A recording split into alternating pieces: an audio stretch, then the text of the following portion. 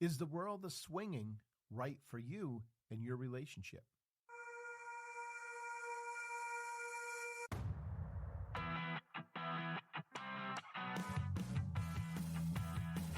Hey, I'm Jeff Scott, and I want to welcome you to the Love and Sex Podcast. During this show, we are going to discuss everything relating to sex and relationships. No topic is out of bounds, and we are going to keep things honest and real. While I'm not a doctor, I'm going to share my experiences, mistakes, and successes to help you live your best life.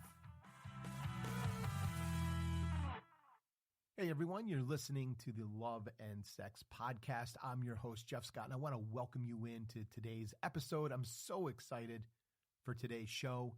We're going to be talking about a very interesting topic, and that is the world of swinging.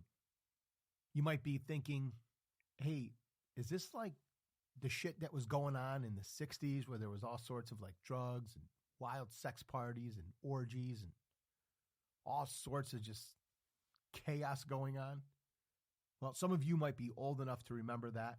Unfortunately, I didn't live during the 60s, but others of you may not be old enough to remember that, but you might know a little bit about American history or know a little bit about that time period where you're familiar with some of the stories that came out of the 60s. Pretty crazy time from what I understand. You might be thinking, swinging? Like, really? Like, that's not something I could ever see myself doing. That's not something I would ever consider doing. But you might be surprised to learn that swinging has become pretty mainstream in today's culture. And there are a lot more people out there doing it than you would imagine, and I can promise you that. And you might be saying, Jeff, how in the world would you know that? Well, as many of you know, right, I was in a very toxic relationship for nearly 10 years, abusive relationship, as I've recently come to find out. And that'll be coming up on a future show, 10 Signs You're in an Abusive Relationship. And as I was doing that show, it really surprised me what an abusive relationship I was in. It's a story for another day. The reason I bring up this 10-year relationship that I've mentioned on previous episodes, because I want to shed the light on another important aspect of that relationship, and that was the fact that it was a sexless relationship. The last 3 years of the relationship had zero sex. Before that, it was like once or twice a year for several years. And really the main reason for that is I was an idiot and stayed in a relationship that I shouldn't have been in for way too long, but I had zero sexual attraction to this person. Zero. But what was interesting is that when this relationship ended, and prior to meeting Allison, I was on my own and single for a little bit. And I really came to a little bit of an epiphany. You know, all my life, as long as I can remember, I've always had these feelings of sexual desires and sexual fantasies and sexual thoughts. Not really different from many other people, but I've always thought like someday I might be interested in exploring these a little further, right? Taking it a little further to see what it all means, what it's really all about. And when this 10-year relationship ended, I had really lost myself in that relationship. I really was completely disconnected from myself and just lost all my energy and all my spirit. And it really just stripped me of everything. And I just didn't know who I had become. I looked in the mirror and didn't even recognize the person looking back. And that sounds a little bit cliche, but it's so very true. And if you've ever been there, you know exactly what I mean. It's very scary. But I had this opportunity and I'm like, screw it. I'm going to just kind of find myself again, right? I'm going to reclaim myself. And I'm going to go out and I'm just going to get back into the world, and I'm going to find my spirit again. And I'm going to do some self-exploration here. I'm going to kind of look into these different sexual desires and thoughts and feelings and that I've had all my life that I've kind of suppressed. And until Allison, I never shared any of these things with anyone. She is the only person I have ever shared my deepest, darkest sexual fantasies, sexual feelings. She's the only person I've ever shared that with. And quite honestly, hindsight's always 20/20, but she's the only person that's ever deserved to know this stuff. She's treated me with absolute respect and no judgment whatsoever. And you will hear me say this time and time again. That is the most freeing experience that you can have. Being that open with your partner is an absolutely amazing experience. We're going to talk about swinging today, not because we're here to try to sell you on swinging or pushing you into the world of swinging. You know that's not how we work here. How we do work here, though, is on complete transparency, openness. This is what's important to us, right? We really want to get this out of our personal relationships. We want candidness and openness and honesty because it's going to lead to better relationships, happier and healthier relationships, and just an overall better quality of life. And while I'm not trying to sell you on swinging, what I am trying to do is present you with the information on a topic that is very popular nowadays so that you can walk away and go, you know what? I didn't want to try this before the show, and I don't want to try it now. Hey, if that's you, wonderful. It's great that you know your boundaries and where you stand. But maybe, just maybe, you are that person that has this little flame, this little fire in the back of your mind that's always wondered, what would swinging be like? Is that something I could do? Me and my partner have maybe kicked it around, or we've danced around the subject a little bit, but never really came out and talked about it. Maybe now is the time that we do that. Maybe after listening to this show, it's going to give you the courage or some information that makes you feel more comfortable to do that. Whatever the case is, I want you to walk away so that you can at least make a decision that's best for you and make a decision that may impact your relationship for the better. And that might sound weird to you. Wait a minute. How can sleeping with other people better my relationship? Hold that thought. First of all, what is swinging? Swinging is kind of looked at in two different aspects by the experts. It's kind of looked at as like a behavioral thing, and it's also looked at as like an identity thing. So the behavioral piece is really a couple or a single person, right, who gets involved in many different casual sexual encounters.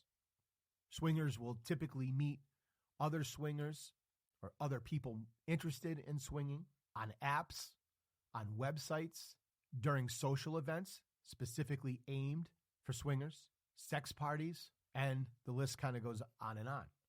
As I mentioned, there's an identity piece to swinging too, and really what this is that swingers kind of exist in a community, and the people who exist in this community consider themselves to be part of what they refer to as the lifestyle.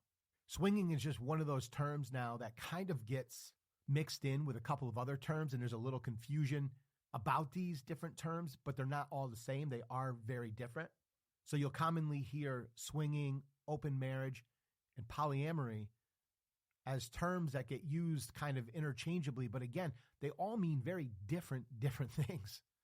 Swinging is a couple or a person. We're going to refer to it as a couple for the ease of this conversation, and we're going to be assuming a man and a woman, again, for the ease of the conversation. So you have a couple, right? You have this man and woman, but they are in a romantic, committed relationship, but that's a swinger, right? They have one romantic relationship. And then, of course, they branch out and invite other people, maybe another couple or maybe a single, into their relationship for the sake of a sexual experience. Well, how's that different from an open relationship? Well, swingers generally play together. But in an open relationship, you can have your man and woman, and they each have other relationships outside of the primary relationship. Now, sometimes these relationships can be very short-lived, maybe one night. Other times, they can be ongoing. They might actually go to this other person's house. The other person's making them dinner. They're watching movies. They're kind of doing things like a couple. It's a secondary relationship. That can happen in open relationships. You can see that's very different from that of the swinging lifestyle. And then, of course, there's the polyamory. And really how that differs from swinging is where swingers are in a one romantic relationship at a time, polyamory is about having multi-partner relationships. Good information to know, right, on how the different relationships exist. So how do swingers kind of go about their lifestyle, right? How does it work? Well, again, so they can meet through different means, right? Whether it be an app, a website, parties, cruises, swinger resorts, all sorts of different things. And swinging can be, or have, I should say, multiple levels to it, right? Not everything is about, here's one couple, they meet up with another couple, they go, they screw each other's brains out, and they go home. That's really not how it works. They have what is referred to as a soft swap and a full swap. And even these two categories can have various levels within them. But generally speaking, just a quick overview, soft swap, right? You have one couple, they meet another couple, they meet up, and there's no exchange of partners, right? Each couple remains with the partner they came with. They might do some sexual acts in front of each other while in the same room. They might switch partners, but there won't be any penetration when they switch partners. Might just be masturbation, oral sex, those types of things. And then they might have sex with their actual partner, like I said, right? But they're not going to actually have penetration with the other person's partner or spouse or whatever it is. Full swap, of course, is a little bit more self-explanatory, where there's going to be lots of sex going on, lots of penetration going on. This can be between the couples, within the same couple. Sometimes these couples will switch partners and they just kind of do like a one-on-one situation. Other times, all four people will be in bed, kind of like a small orgy little type of thing. It doesn't mean that there's always homosexual activity or lesbian type activity going on. Very often, the guys don't touch each other. The women might. But then there's just a lot of touching and caressing between the men and women, you know, your own partner, the other partner. So there's those types of things going on.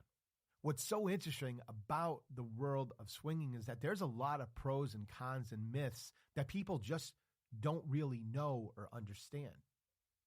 I want to share some of those with you. One of the biggest cons, swinging lifestyle, of course, is the fact that it's a secret lifestyle. It tends to be a secret lifestyle, right? So you're not typically running out to the next family Christmas party to let everyone know that you're part of the lifestyle, right? That you're a swinger. Typically, people are keeping that more private. And there's nothing wrong with that, but depending on your personality and your style and your values, holding on to this secret may cause some personal issues for you. Maybe the secret can be a little bit problematic for you in certain situations. Another con of the swinging lifestyle is that there can be disagreements between you and your partner over various types of things, right? Your partner may really be into the idea of trying swinging. You may be very hesitant or reluctant to give it a go, but you do it in an effort to try to make them happy. But obviously you can see that this too could be problematic, right? Because there might be things going on that you're not comfortable with. And so you really feel like you're sacrificing your values or whatever it is. And so that can result in a lot of disagreements. Many times couples can find that the boundaries kind of get out of balance when it comes to the swinging lifestyle. And again, more ways to cause disagreements, right? This is usually all based on our fears. So again, one partner may want to dive into the world of swinging and they might want to do the full swap, where you might be like, look, this really isn't my thing. I'm going to do it for you because I want to make you happy. But I really don't want to go beyond the soft swap. I don't want to switch partners. I might be down to us having sex in the same room as another couple, but I really don't want to touch them. I don't want them touching us. But your partner might be really pushing for that full swap. And so we have some issues with the boundaries there that become out of balance, and that can cause further disagreements. These disagreements can also lead to resentment, right? If someone feels like the boundaries are unbalanced or they feel like they're being forced to do something that they don't want to do, they might do it at the time. You might think they're okay with it, but eventually resentment is going to build, right? And that can obviously cause a lot of problems down the road as well. Another con that comes with swinging is the fear factor. I mean, let's face it, we all have fears. We all have insecurities. That's just part of being a human. And those things are okay. But if you're going to enter into the world of swinging, these things need to be handled with great care, right? Because there's always going to be fears, right? Fears might be from the man's standpoint, holy shit, does that guy have a bigger dick than me? Is my wife or girlfriend going to like his dick better than mine? Is he better at sex? And women have the same fears. A woman could be sitting on the other side thinking the same thing, right? Is this woman better at sex than I am? She seems very experienced. She seems more sexually adventurous. She's doing things that I don't let my husband do. Is he going to just fall in love with her? Right? These are all natural human emotions that everyone kind of experiences. And the last con to swinging is it's hard to find a partner, right? A couple might be looking to bring in another couple. They might be looking to bring in a single, but it's really hard to find people in the world of swinging. And we're going to come back to this in a second, because I told you a little bit in the beginning that I had a little self-exploration after getting out of my 10-year relationship, and I want to explore that more with you. I'll talk about how it's hard to find partners. Let's talk about some of the pros that come with swinging. First of all, the most obvious one is that you get to explore a variety of sexual experiences, right? You get to experience sex from many different perspectives. You can learn a lot about sex through being a swinger, because you get to see different ways that sex is had, different things that people do, different ways of doing things. So it can be very educational as well, make you just an overall better lover. It's always exciting to explore new sexual experiences. Another pro of swinging is that it really opens the line of sexual communication between you and your partner. And hopefully, whether you're swinging or not, this is already happening. Hopefully, you have very strong and open lines of sexual communication with your partner. We talk about this all the time. Share your fantasies, share your thoughts, share your sexual desires. These are important things. And if you are going to explore the world of swinging, communication is going to be even at a higher value. But it's very important to explore and share your sexual communication. Another pro of swinging is that it can enhance an already strong relationship. You're going to catch the key word there, an already strong relationship.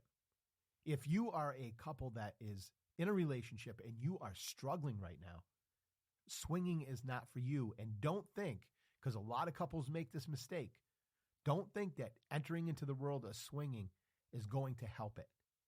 You may have heard somewhere swinging can strengthen the bond between a couple. It can strengthen the relationship. It can really do a lot of great things. Those things are true, but not on relationships that are struggling. Whatever your weaknesses are in your relationship, swinging will magnify it. And in most cases, it's just a matter of time before the relationship implodes.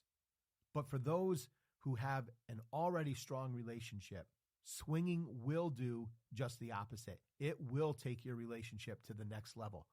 It is truly amazing, the bond between a couple in the swinging lifestyle. Some of the strongest bonds I've ever seen in relationships.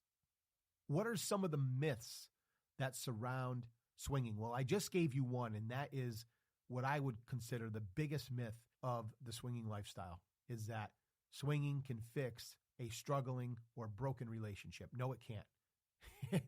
No, it can't. Studies have shown couples with struggling or broken relationships that get into swinging in an effort to fix something only make it more broken.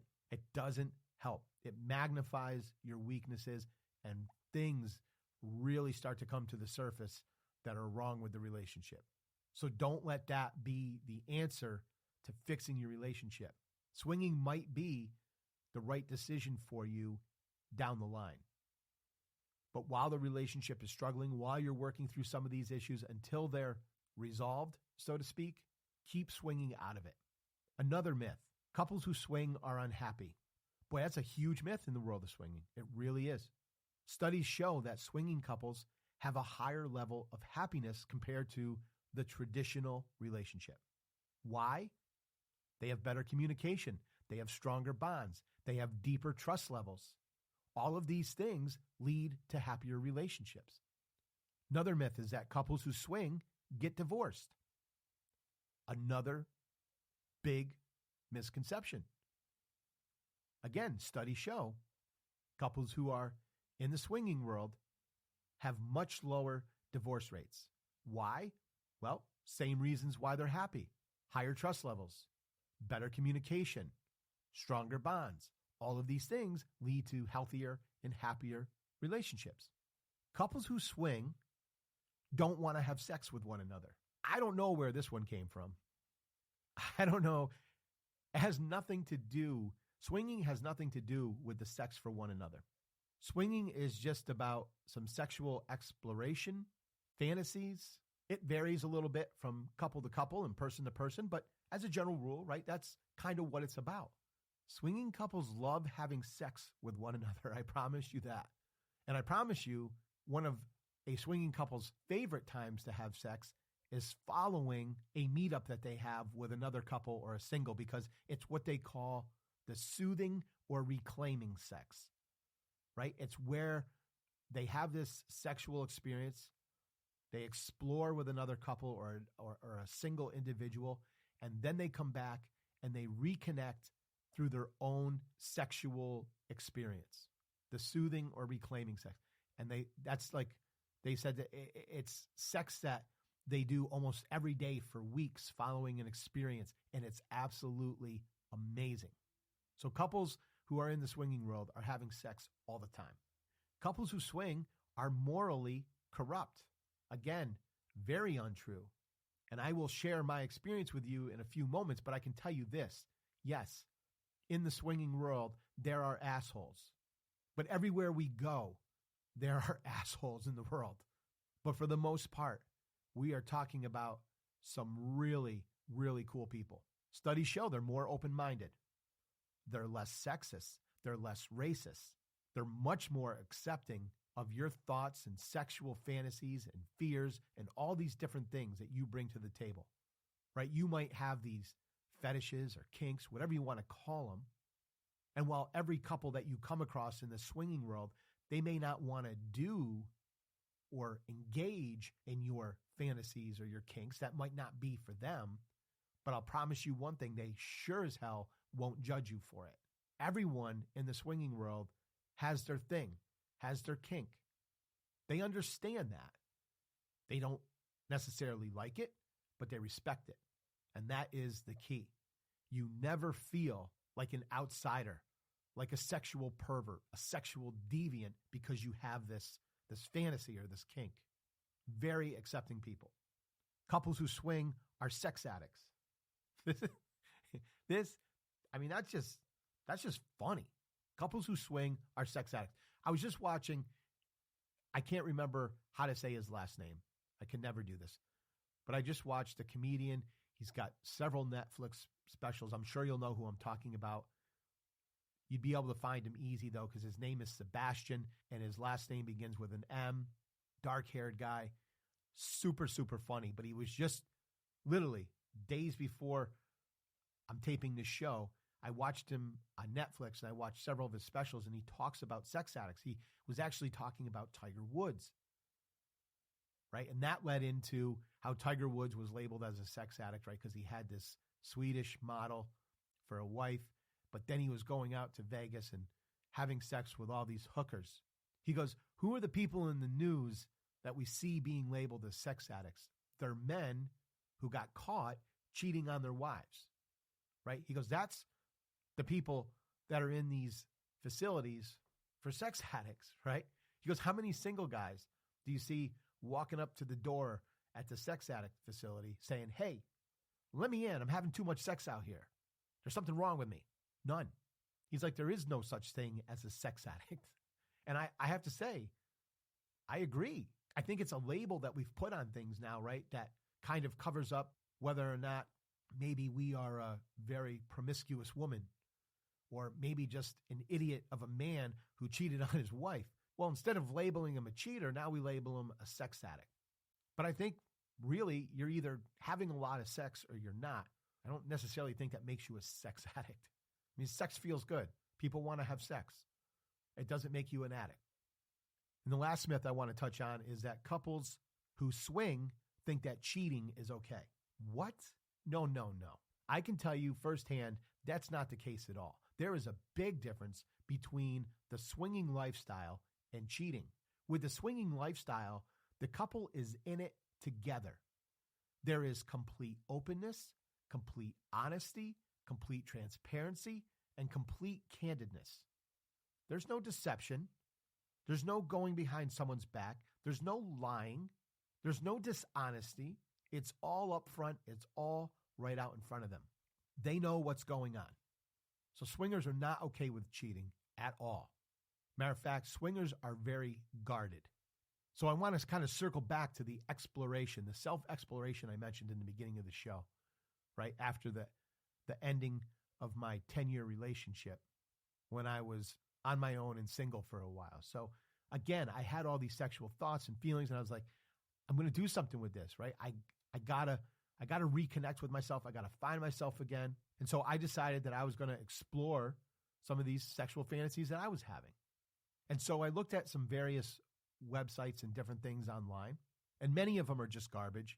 I won't name them because I guess everyone can have a different experience with them. But a lot of the ones that you know about and hear about in the news and different places are just garbage. And the reason they're garbage is that a lot of the people on there are, I don't know if they're ready to be on the site or they're not, but they talk and they never want to meet up.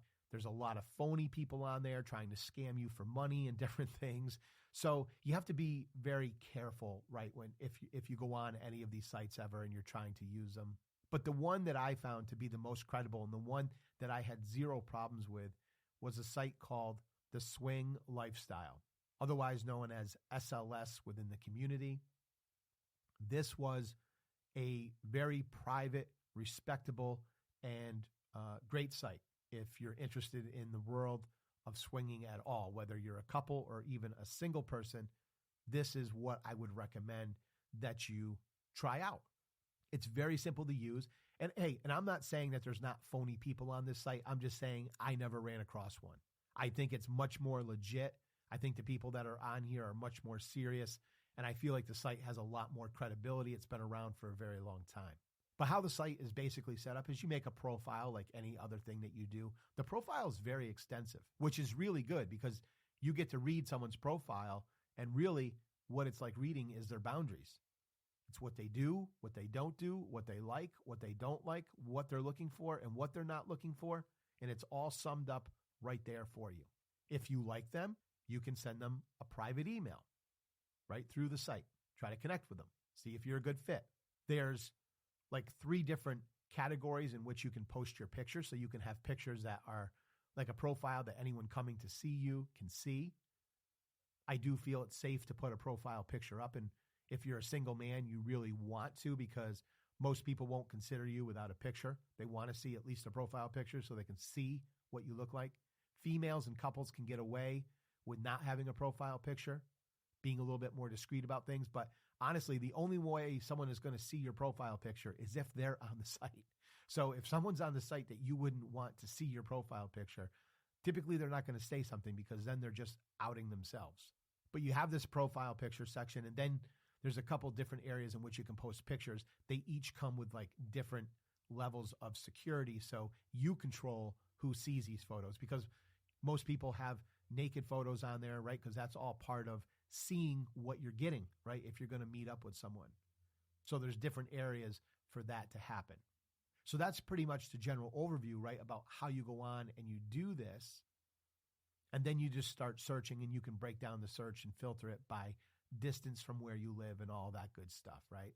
And you'll see single people, couples, and so on and so forth. What I recommend, what I suggest to you, though, is if you go on there and you're looking through profiles, read the profile before you email anybody. Because one of the biggest things that people get annoyed with is people who send out an email and they're asking questions where it's clearly stated in their profile, right? No single males. And then as a single guy, you reach out and you're like, hey, how you doing? Right? They get really, really pissed about that because it's clear that you're not reading their profile. You're just kind of like mass sending out invitations. The other thing that I want to touch on, right?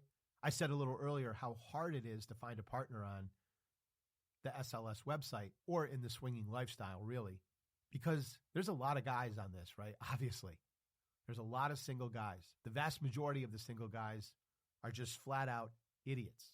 Idiots. We all know that we're on this site for the same reason, to meet up, have a sexual experience, and whatever. Sometimes it's a one-time sexual experience. Other times, if you're a good fit with the other person or the couple, you'll be invited back and might have like a regular meetup with them. Great, whatever it is. But while we all know that this site is set up to meet up for a sexual experience, you don't have to be a complete douchebag about it. And most guys are. They send out these really vulgar emails to the couple like, hey, love your pics, great set of tits, nice ass, that pussy looks great, right? What? Like, what kind of moron talks to somebody like that?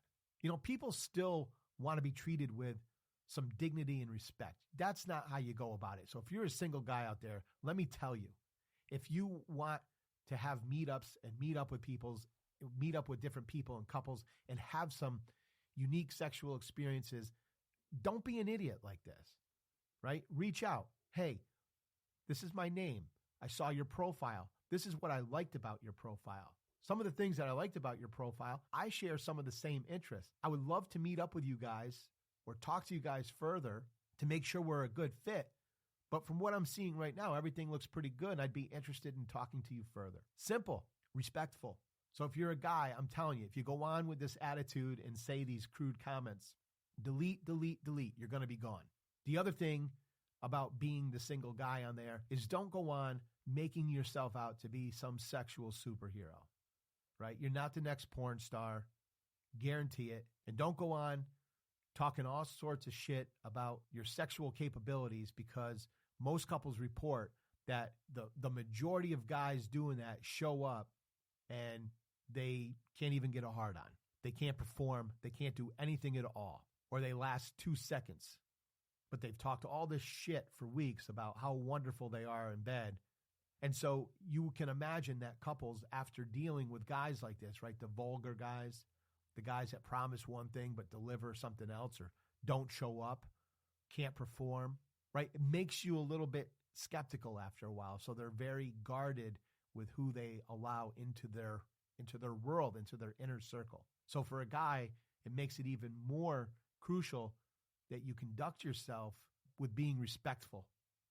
So I was on this site for a short time. I did have several meetups, different experiences, ranging from meeting up mostly with couples. I did have one group experience in which a gentleman and his girlfriend, it was always their fantasy for her to be in a gangbang. And so I did participate in that. All very, very unique experiences. But I have to tell you, every single person I met on there was super open and super nice. You might be thinking like, well, how does that work, right? What do you mean? Like you met with other couples? Well, generally speaking, it's usually when you're on the site and there's a couple, you're generally speaking to the guy. Very rarely does the woman do the legwork part of it online. The guy is kind of like the gatekeeper, right? And if he finds you acceptable, he will then share your information with his wife. And if she finds you attractive and acceptable, then they typically agree to meet up with you. But there's all sorts of different things, right? I told you about the profile and how that works. It'll tell you what they do, don't do, likes, dislikes, all of that, right? Sometimes there's couples that want to meet up with single men. The guy part of the couple is bisexual. And sometimes their requirement is, hey, if you want to meet up with me and my wife, there will be bisexual play, right? And obviously at that point, you have to say, that's not for me, or I'm okay with that. I'm a single guy, so I wasn't okay with that. So that was not something that I would have participated in. So I obviously only participated with couples in which the guy had no interest, or if he was bisexual, I didn't know but there would have been an understanding that there would have been no bisexual acts taking place. And some guys were completely fine with that too. They would say, I'm bisexual, but it's not something I need. It's more important to me that my wife's fantasies or my wife's sexual desires are fulfilled. And it's not something that I need to have as part of a meetup. So there's all sorts of different things. But that was, again, most of my experiences in which the guy would sometimes participate when we had to meet up, and sometimes they would just sit and watch. Sometimes that was their fantasy, was to sit and watch their wife or girlfriend be with another man. So people have all sorts of different flavors, right? Some people like to watch their wives, but they didn't want any part of like the cuckold experience, right? The humiliation experience. But I did see that there were other couples who really wanted to get into that. So if you're not familiar with that, right, that would be where you would go and meet up with a couple, you would have sex with the wife or girlfriend, and there would be more kind of like dirty talk where the husband was watching, right? And it would be like more humiliation type stuff towards the husband, right? Where the wife would be saying, you know, how much more she loves this guy's dick or whatever the case may be, right? It was up to them and their level of humiliation, but those are the types of things that would take place, right? That's what people's fantasy and kinks were. Like I said, it was a very accepting world, very interesting. And you can go on there. Again, it's very difficult as a single guy because there is a lot of restrictions, but there are different groups you can join, different groups that hold sex parties more regularly. But as a single guy, it's very tough to get into them. If you're a single female or a couple, very easy. But they have these different meetups where they go to someone's house typically, or maybe a hotel for a swinger sex party. And so all of those can be very interesting. Another way to get involved in the community. If you are a single guy, you can meet up with a couple who is part of those, and they can nominate you or sponsor you basically. And that is a good way to get into the group. But if you are polite, you can approach the group administrator, say, hey, I'm just trying to get involved in the lifestyle and learn more about it. I'm a single man right now. I'm happy to do whatever you need me to do to be part of this group. I'll be respectful. I'll be mindful of the rules, whatever. But don't go on there being an idiot like, hey, you know, I want to show up and nail someone. Right? You're not going to get invited. You're not going to be accepted. But again, if you are interested in the world of swinging and the swinging lifestyle, highly recommend that you check out the Swinging Lifestyle, SLS, reputable, credible site with lots of resources to learn about the world of swinging. So what do you think? Do you think that swinging is something that might interest you? Is it something that you're going to talk to your partner about?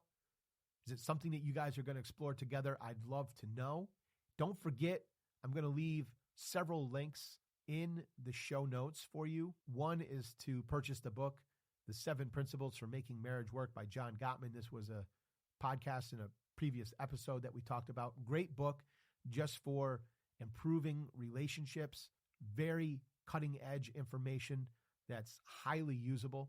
I'm also going to provide the link to the private Facebook group for the Love and Sex Podcast. So make sure you request to join today. I want to build a community in there that's very interactive, and I will be interacting with everyone in there. If you could write a review for the show, I would greatly appreciate that. Just write it on whatever platform you like to listen to your podcasts on. But that does a lot for the show to get some exposure and grow. And that's really what I want to do. I really would love to help people, and I would appreciate you taking the time to do that. If you want to donate to the show, there's an option to click on here where you can just buy me a cup of coffee, make a small donation. That just helps in the cost of producing this show each week. And again, something that I'm very grateful for if you do. Thank you so much for stopping by and joining me today. I hope you have a great rest of your day. Be safe, be kind, and I look forward to seeing everyone in the next episode.